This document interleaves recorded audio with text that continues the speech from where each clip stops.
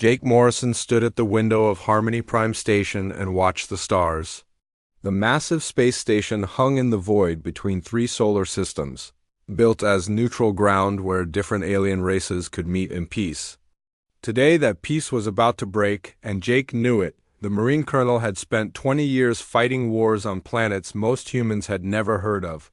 He had scars on his arms from Xerian claws, burn marks from Zephyrian acid weapons, and a limp from when a crystalline warrior had crushed his leg on Europa Station. Each mark told a story of humanity's struggles to find its place among the older races of the galaxy. Ambassador Catherine Wells rushed into the observation deck where Jake was standing. Her face was pale and her hands shook as she carried a datapad with urgent information. Catherine had been Earth's voice in galactic politics for 5 years, but she had never faced anything like this before. "Jake, we have a problem," she said, her voice barely above a whisper. "Our intelligence network intercepted Xerian communications an hour ago. They're planning to kill everyone at tomorrow's peace summit."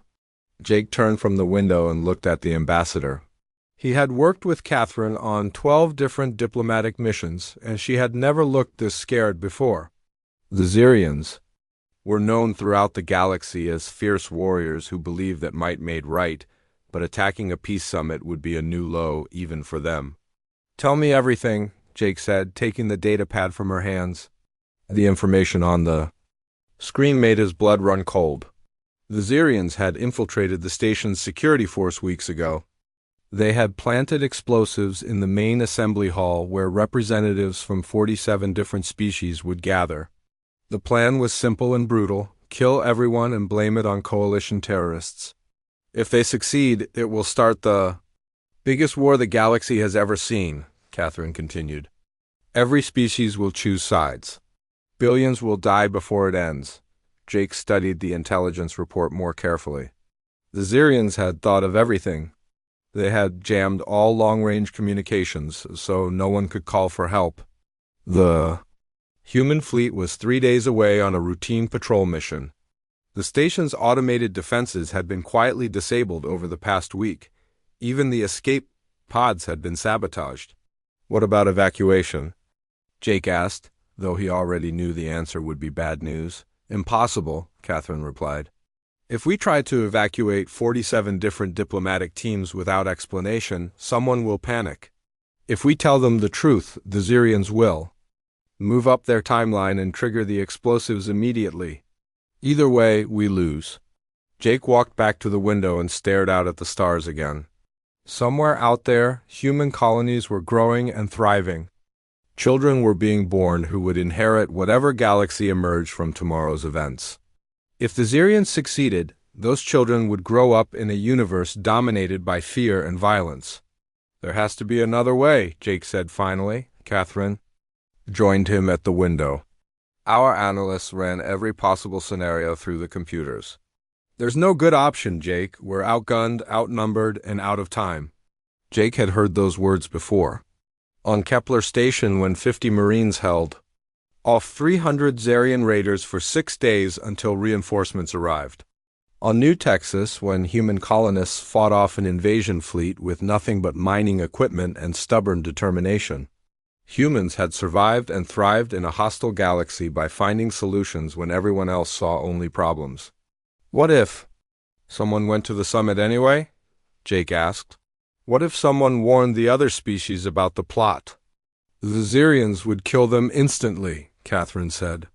"Besides, why would anyone believe a human over the Xerians? We're still the new species in galactic politics.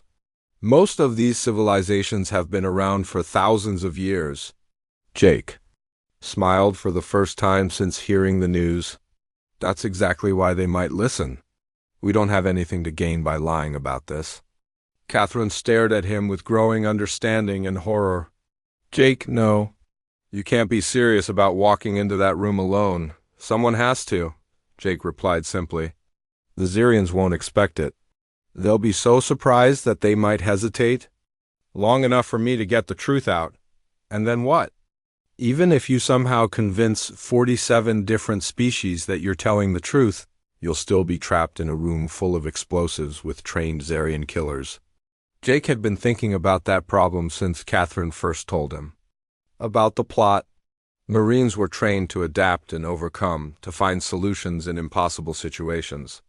The key was not to fight the enemy where they were strongest, but to change the rules of engagement entirely. "I won't go in armed," Jake said. "I won't even wear a full dress uniform.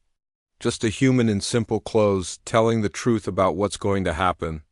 "They'll still kill you." "Maybe," Jake agreed. "But humans have a reputation for being unpredictable. The other species know our history, know that we've survived things that should have killed us. If I walk in there calmly and start talking, they might be curious enough to listen before the shooting starts." Catherine was quiet for a long moment, running calculations in her head. As an ambassador, she was trained to find diplomatic solutions, but this situation was beyond normal diplomacy. Sometimes the only way to prevent a war was to risk everything on one desperate gamble. "What do you need from me?" she asked finally. Jake looked at his reflection in the window, seeing a middle-aged Marine with gray in his hair and old scars on his face. He was not the strongest or smartest human in the fleet, but he was here and he was willing to try. "Just get me into that assembly hall tomorrow morning," Jake said. "And if this goes wrong, make sure the galaxy remembers that at least one human tried to stop the war." Catherine nodded slowly. "Show them what humanity is capable of, Jake. Show them why they should fear us and why they should trust us." Jake Morrison smiled and began planning for the most important mission of his life. The Assembly Hall of Harmony Prime was built to impress visitors from across the galaxy. The ceiling stretched up 50 meters high, decorated with murals showing the peaceful cooperation between different species. Floating platforms allowed delegates from different worlds to sit at their preferred heights and atmospheric conditions. The room could hold 1,000 beings comfortably, but today it felt cramped with tension. Jake Morrison stood outside the massive doors that led into the hall. He wore simple black pants and a white shirt with no rank insignia or military decorations. His hands were empty and visible. He looked like what he was, one human about to walk into a room full of beings who could crush him without effort. The doors opened silently and Jake stepped inside. The conversations that had been filling the air stopped abruptly as every eye in the room turned toward him.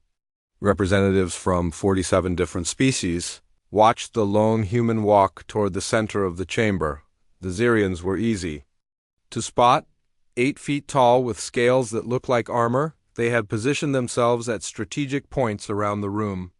Their leader, War Commander Vexstar, sat on a raised platform near the back wall, his yellow eyes fixed on Jake with undisguised contempt. Near the front of the hall sat the Etherians, pale humanoid beings whose large heads contained brains twice the size of human skulls. They had been exploring space when humans were still, learning to make fire, and their knowledge of science and philosophy was legendary throughout the galaxy. 3 of them watched Jake with expressions of polite curiosity. The Hive Lords of Zephyr occupied a section on the left side of the room. Their insect-like bodies clicked and chittered as they communicated with each other in their complex chemical language. To humans they looked terrifying, but they were actually among the most peaceful species in the galaxy, preferring trade and negotiation to warfare. On the right side of the hall, the crystalline beings from Prism sat in perfect silence. Their bodies were made of living crystal that changed color based on their emotions. Right now they glowed a cautious blue that meant they were waiting to see what would happen next. Dozens of other species filled the remaining spaces. Some Jake recognized from his military service, others were completely alien to him.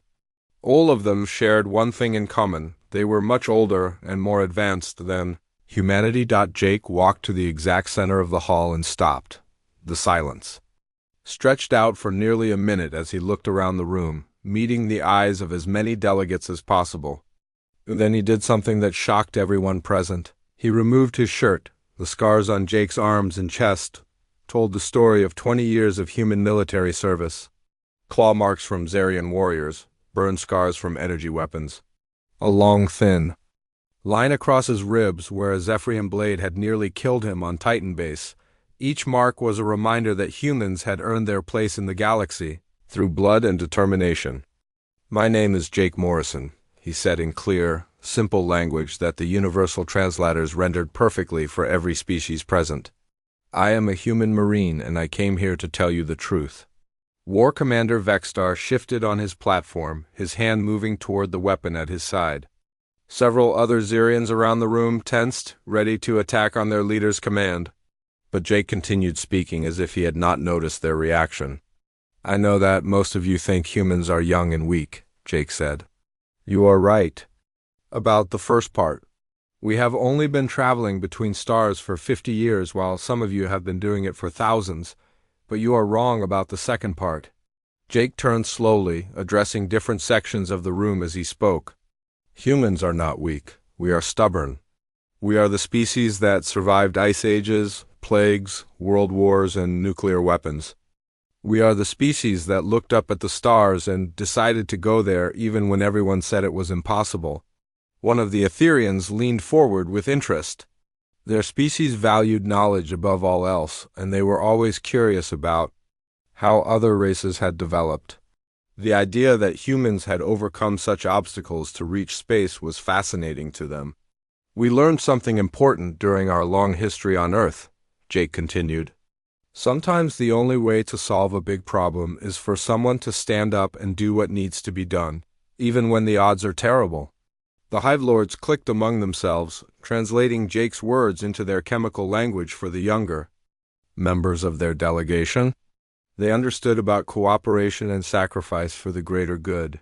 Jake looked directly at War Commander Vexstar. That is why I am here today. Someone needs to tell you that the Xerians are planning to murder everyone. In this room, the hall erupted in shocked voices and angry protests. Delegates from dozens of species demanded explanations while the Xerians roared denials. But Jake remained calm in the center of the chaos, his voice cutting through the noise. They have planted explosives throughout this chamber, Jake said. They have infiltrated the station's security force. They plan to kill all of you and blame it on coalition terrorists to start a war that will let them conquer the galaxy. War Commander Vexstar stood up on his platform, his massive form towering over the assembly. This human speaks lies, he snarled. We came here for peace, not war. Why should anyone believe the words of a primitive species that has been in space for barely 50 years? Jake looked around the room at the frightened and confused faces of beings who had lived for centuries. They were ancient and wise, masters of technologies that humans could barely understand. But right now they were paralyzed by fear and uncertainty. You should believe me, Jake said simply, because I walked in here alone and unarmed to warn you. What do I have to gain by lying? If I am wrong, I look like a fool and humanity loses respect throughout the galaxy. If I am right and do nothing, my species survives while yours die. The only reason I would risk everything to tell you this is because it is true. The crystalline beings began to glow brighter, their color shifting from blue to white as they processed this logic. Several Etherians nodded slowly. Recognizing the simple wisdom in Jake's argument, War Commander Vexstar realized that some delegates were beginning to believe the human. Enough, he roared. Guards, remove this troublemaker from the assembly. But as several Xerian warriors moved toward Jake, the human smiled and said something that changed everything. I disabled your explosives 2 hours ago. War Commander Vexstar stared at Jake Morrison with pure hatred burning in his yellow eyes. The Xerian leader had spent months planning this operation, carefully placing explosives and infiltrating security systems. The idea that one human could have undone all of that work seemed impossible. You lie, Vexstar snarled, but there was uncertainty in his voice now. A primitive human could not defeat Xerian engineering. Jake shrugged and reached into his pocket, causing every Xerian in the room to tense. But instead of a weapon, he pulled out a small piece of twisted metal and held it up for everyone to see. Xerian demolition charges use a simple magnetic trigger system, Jake said calmly. Very reliable, very hard to detect. But they have one weakness. They need a clear signal from the detonator to work properly. He tossed the piece of metal into the air and caught it again. Several delegates recognized it as part of a communication device. I spent 2 hours crawling through maintenance tunnels, finding each charge and wrapping a small piece of conductive metal around the receiver. Your signal will still reach them, but it will be scattered and weakened. Instead of simultaneous detonation, you will get random sparks that do no damage. The Etherians exchanged glances, their large brains quickly processing the technical explanation. One of them nodded approvingly at Jake's simple but effective solution, Vexstar S-Claws, extended as rage overtook his caution. Even if that is true, you are still one weak human surrounded by my warriors. Kill him. 6 Zarian soldiers moved toward Jake from different directions, their weapons drawn and ready. The other delegates scrambled to get out of the way, some floating their platforms higher while others activated personal shields. Jake stood perfectly still until the first Zarian reached him, then exploded into motion. Marines were trained to fight in any environment against any enemy, but few humans had ever needed to adapt their combat skills for zero-gravity conditions and multiple alien physiologies. The first attacker was 8 feet tall and weighed twice as much as Jake, but he was also overconfident and slow. Jake ducked under the Zarian's clawed swipe and drove his elbow into the alien's knee joint, which bent the wrong way with a sickening crack. The second Zarian tried to grab Jake from behind, but the human spun away and used the alien's own momentum to send him crashing into a wall. Jake had learned long ago that he could not match alien strength, but he could use physics and leverage to turn their advantages against them. The third and fourth attackers came from opposite sides, trying to trap Jake between them. He waited until the last possible second, then dropped flat to the ground. The 2 Zarians collided with each other while Jake rolled between their legs and came up behind them. The 5th Zarian had learned from his comrades' mistakes and approached more cautiously, but Jake was already moving. He grabbed a piece of debris from the damaged platform and threw it at the alien's face, then followed up with a series of quick strikes to pressure points he had memorized during years of fighting. Their species. The 6th attacker tried to use his weapon, but Jake had anticipated this. He dove behind a floating platform just as the energy beam seared through the air where he had been standing.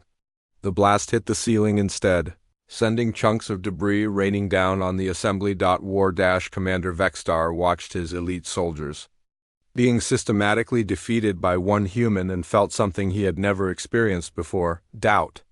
Zarians were raised to believe that individual combat prowess was the highest virtue, but this human was demonstrating skills that none of his warriors could match.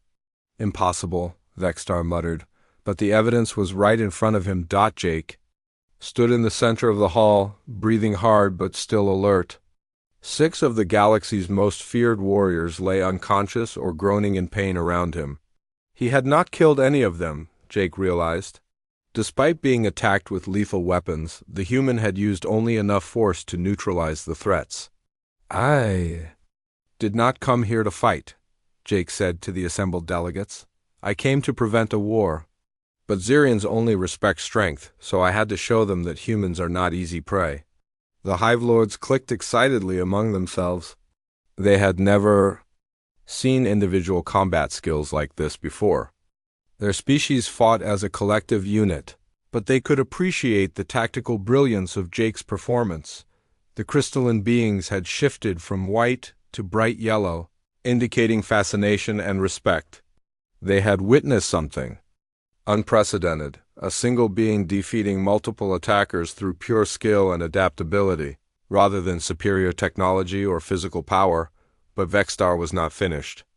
As Jake turned to address the other delegates, the war commander pulled out a small device with a red button on top. Clever human, Vexstar said with a cold smile. You may have disabled the charges in this room, but you could not find all of them. This device is connected to explosives throughout the station's life support systems. If I die, everyone dies. If anyone tries to leave, everyone dies. The hall fell silent as the implications sank in. Even if Jake had prevented the original massacre, Vexstar still held the power to destroy the entire station and everyone on it. You will order your coalition friends to surrender their worlds to Zarian rule, Vexstar continued. You will dissolve the Galactic Council and recognize Zarian authority over all space travel. You have 1 hour to agree, or I will push this button and end all of your civilizations at once. Jake looked around the room at beings who had mastered faster-than-light travel, created artificial intelligence, and unlocked the secrets of the universe. All of them were now held hostage by one alien with a simple explosive device. Then Jake did something that shocked everyone in the room, including himself. He started laughing. The sound echoed through the vast hall, a purely human expression of amusement in the face of disaster. Delegates from 47 different species stared at him as if he had lost his mind. You find this amusing? Vextar demanded, his finger hovering over the button. Jake wiped tears from his eyes and smiled at the war commander. I am laughing because you just made the same mistake that everyone makes when they deal with humans.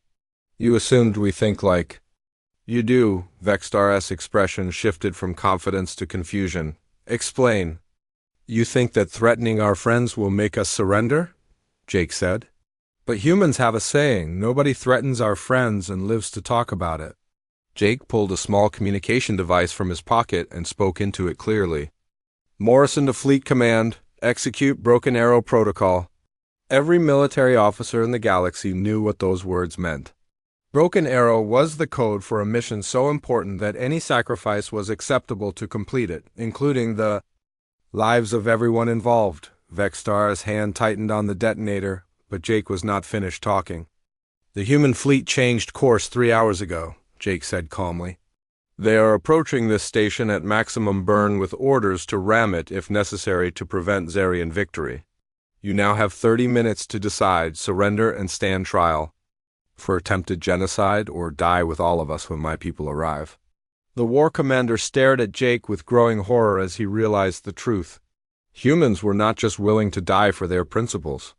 They were willing to sacrifice themselves to protect their friends.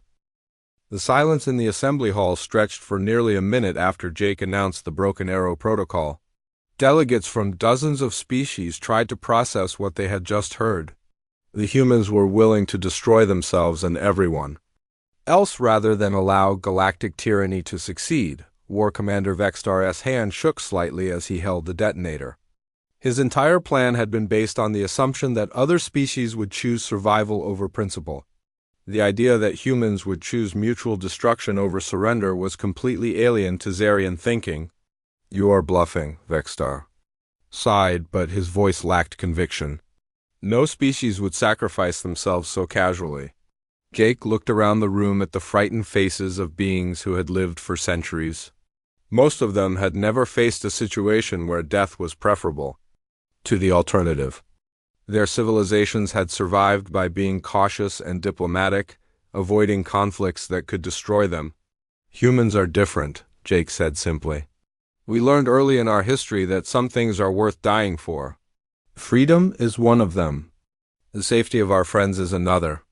We would rather die as free beings than live as slaves.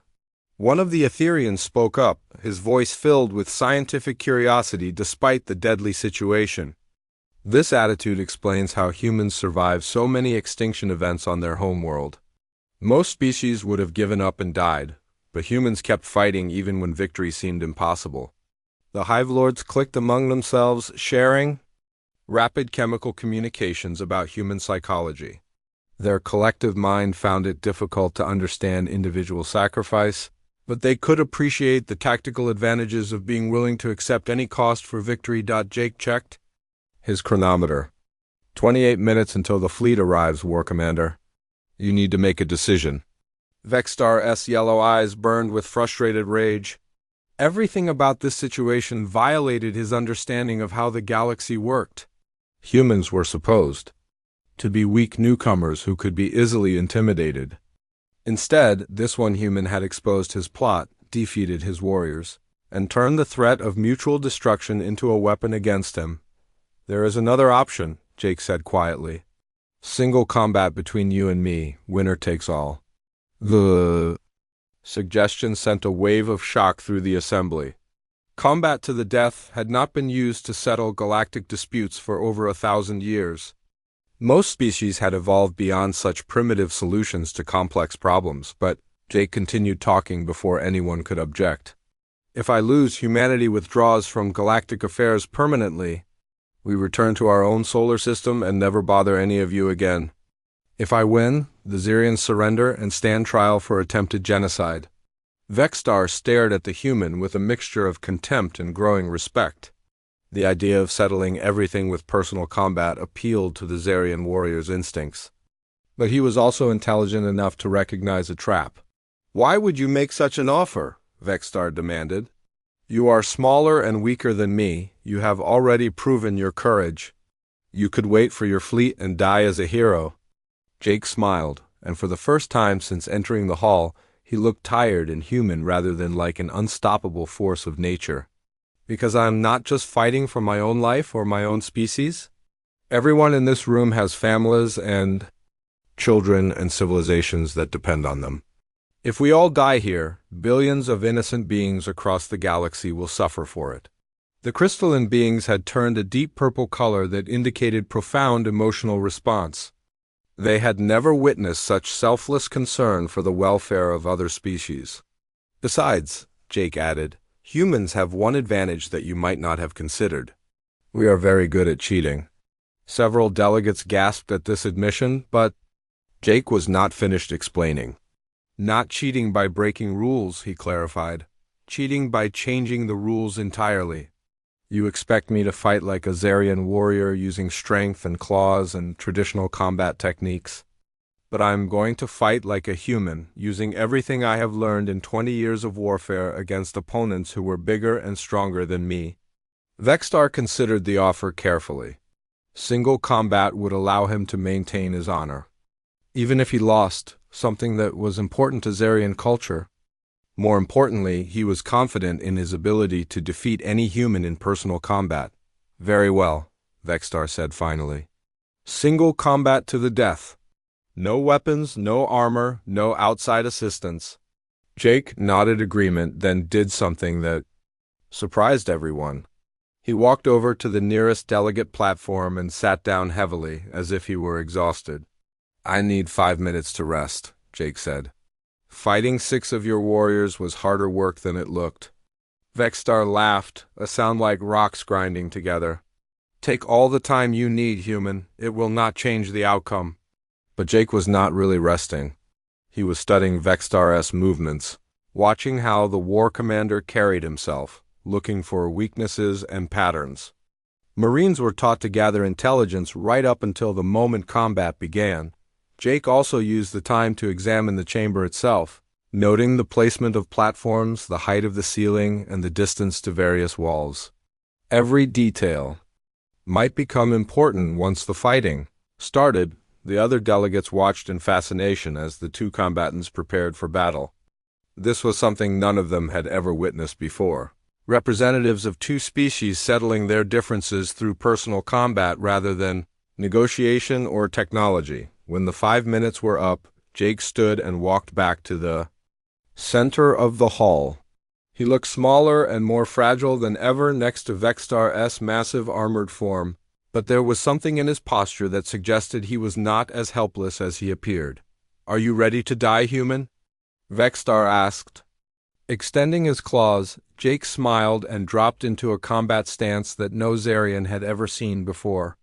It was a mixture of martial arts from a dozen different human cultures, adapted for fighting in low gravity against opponents with natural weapons. "Are you ready to learn why humans rule their homeworld instead of the bigger, stronger species that lived there first?" Jake replied. The fight that followed became legendary throughout the galaxy, though most of the details were too brutal to repeat in polite company. Vexstar had every physical advantage: size, strength, natural armor, and deadly claws. But Jake had something the Xerian could not match: 20 years of experience fighting opponents who were supposed to be superior to humans. Jake did not fight with honor or dignity. He fought with every dirty trick, psychological manipulation, and tactical adaptation that human military training could provide. He used Vexstar's own strength against him, turned the war commander's aggression into a weakness, and exploited every moment of overconfidence. The battle raged across the entire chamber, with both combatants using platforms, walls, and debris as weapons. Jake took terrible punishment from Vexstar S-Claws, but he kept fighting with the stubborn determination that had made humans the dominant species on Earth. When it was over, Jake stood swaying over Vexstar S' unconscious form. He was bleeding from a dozen wounds and barely able to stay on his feet, but he had won. The galaxy's most feared warrior lay defeated by a human who refused to give up.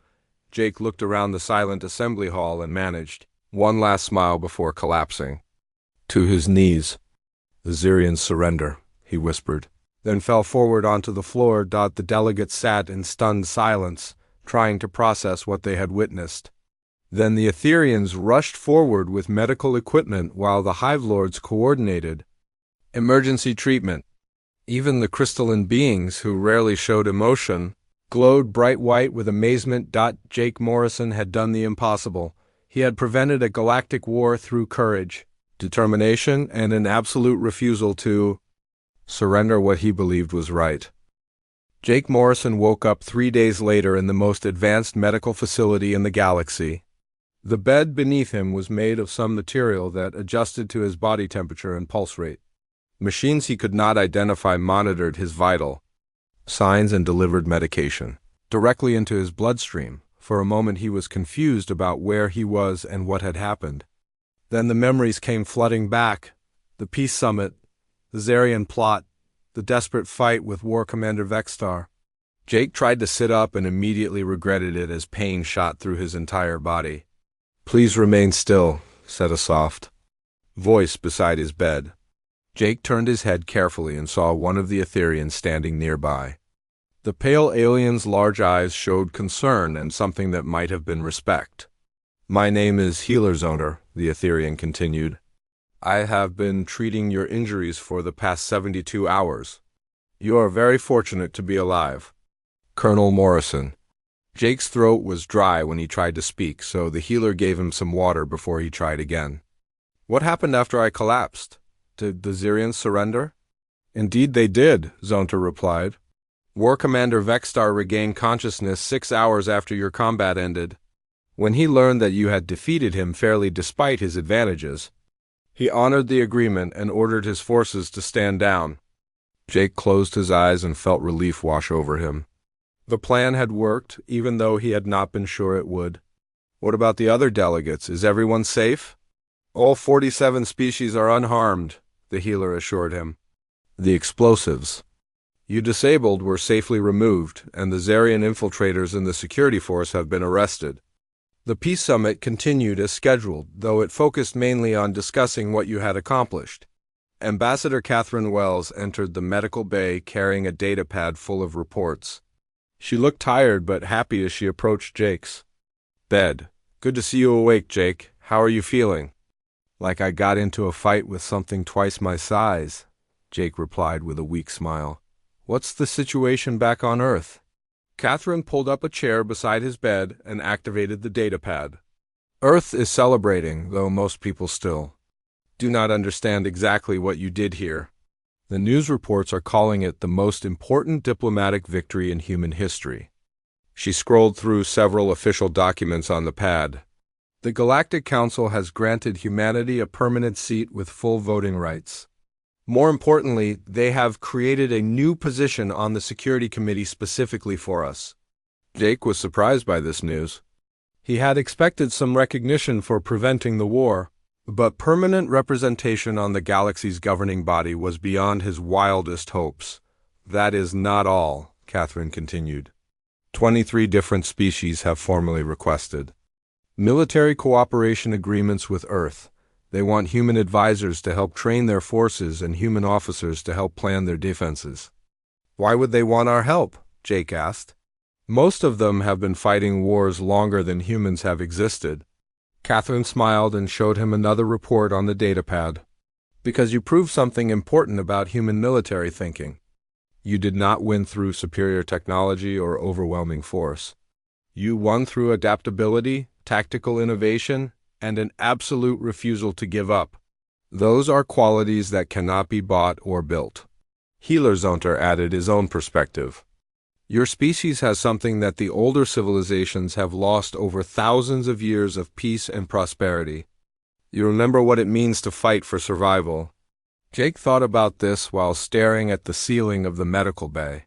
Humans had indeed learned to fight for everything they had achieved.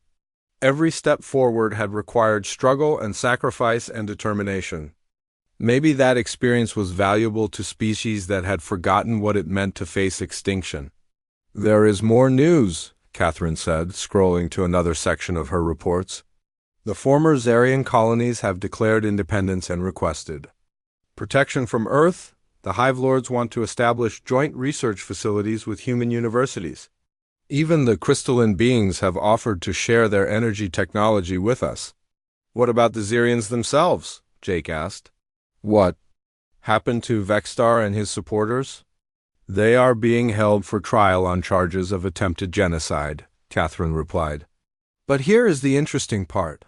Vexstar has requested that you speak at his trial as a character witness." Jake was confused by this request. "Why would he? Want my testimony? I am the one who stopped his plan and defeated him in combat." Healer Zonter explained the Zarian mindset. In their culture, being defeated by a worthy opponent is more honorable than winning through trickery or overwhelming force. War Commander Vexstar believes that losing to you proves he is a true warrior rather than a common criminal.